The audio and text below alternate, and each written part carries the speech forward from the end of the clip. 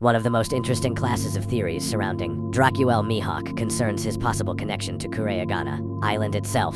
As with the previous theory, this is not being presented as fact, but rather as a collection of observations that, when viewed together, may point toward a deeper history between Mihawk and the ruined kingdom he calls home. The first point is simple. Mihawk's residence is strange. He is one of the strongest individuals in the world, a former warlord with the freedom and resources to reside almost anywhere he desires.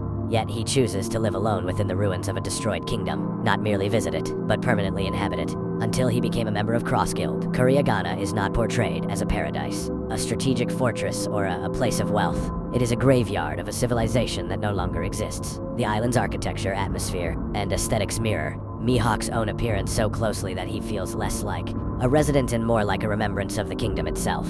This becomes more interesting when examining the Humandrials. These creatures possess an extraordinary capacity for observational learning. Mihawk himself notes that humanity's greatest advantage over beasts is the ability to learn and improve. Yet, the Humandrials possess this same trait. They imitate weapon usage, combat styles, behaviors, and even cultural habits. He states that if they had witnessed peace, they would have become peaceful, something we even see through their willingness to help Mihawk tend his garden. Their transformation into violent warriors occurred after witnessing a devastating war on the island years prior. More importantly, one of the giant Humandrials is shown replicating aspects of Mihawk's swordsmanship. This detail is easy to overlook, but it raises an important question: why Mihawk specifically? Primitive creatures generally imitate what they repeatedly observe. If a Humandra learned elements of Mihawk's swordsmanship, then Mihawk must have spent considerable time on the island training, something we do not often see top-tier characters doing at the height of their careers. So either Mihawk still trains regularly, or the Humandrals observed his swordsmanship long ago.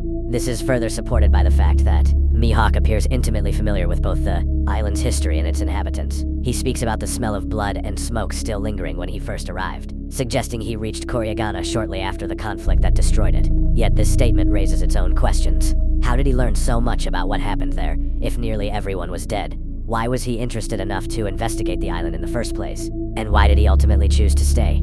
It's not as if the realtor options for a warlord are limited. Another detail often discussed is Mihawk's behavior while observing Zoro's training. During Zoro's battles against the Humandrals, Mihawk frequently watches from above, seated high over the battlefield. While this could simply be a practical method of observation, Mihawk is already the world's strongest swordsman and possesses exceptional observational abilities. He has little practical need to study basic combat encounters. Instead, the imagery itself might be noteworthy. Mihawk deliberately positions himself above the conflict, sitting in an uncomfortable yet commanding position. While silently evaluating events below him, it projects a sense of self-image, an authority more commonly associated with nobility than piracy. As I mentioned in the previous video, there are a lot of references to Mihawk staring down at individuals from a high point, similar to an actual hawk, combined with his formal clothing, castle residence, and aristocratic demeanor.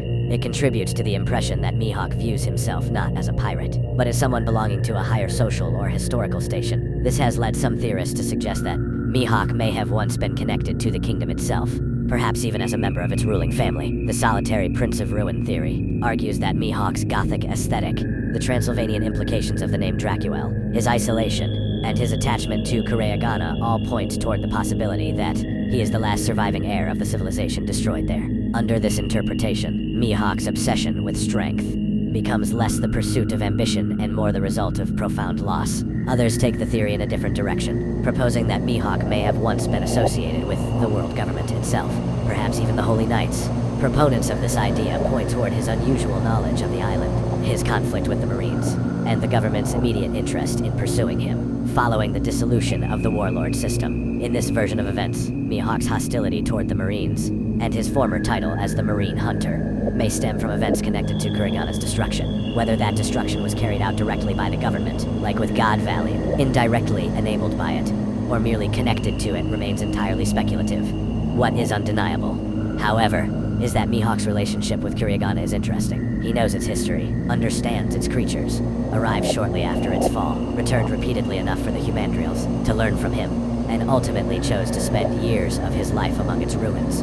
For a character defined by mystery, it is difficult to believe that Oda placed all of these details together without purpose.